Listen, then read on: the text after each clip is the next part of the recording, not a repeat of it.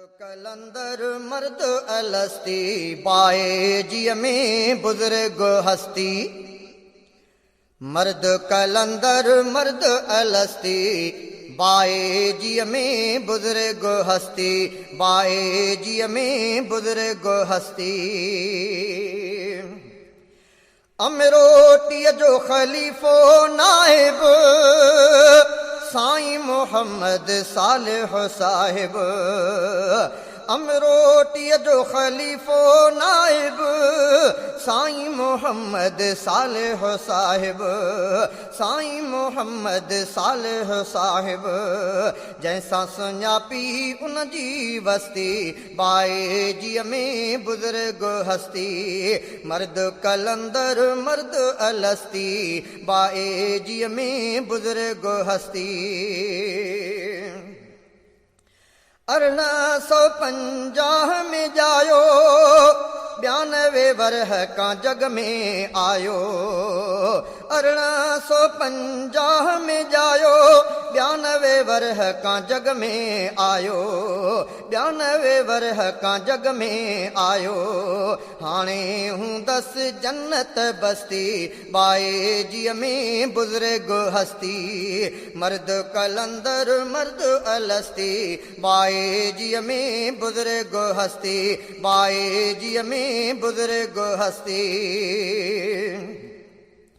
अमरोटी आयो गगुल में फैज़ ॾिनईस भाकुर में पल में। अमरोटी आयो गगुल में फैज़ ॾिनईस भाकुर में पल में। फैज़ ॾिनईस भाकुर में पल में। धारे जन जी सब्ज़ थी धरती। धारे जन जी सब्ज़ थी धरती। बाए जिय में बुजुर्ग हस्ती। बाए जिय में बुजुर्ग हस्ती। मर्द कलंदर मर्द अलस्ती बाए जिय में बुजुर्ग हस्ती।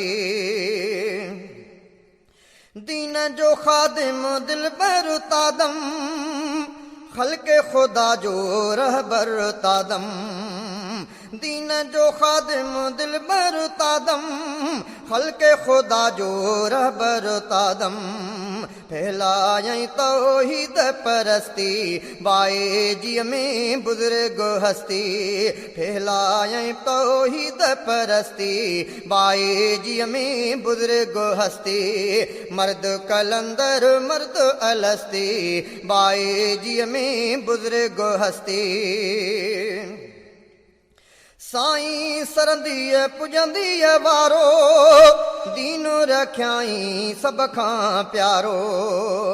साईं सरंदीअ पुॼंदीअ वारो दीन रखियाई सभ खां प्यारो। दीन रखियाई सभ खां प्यारो।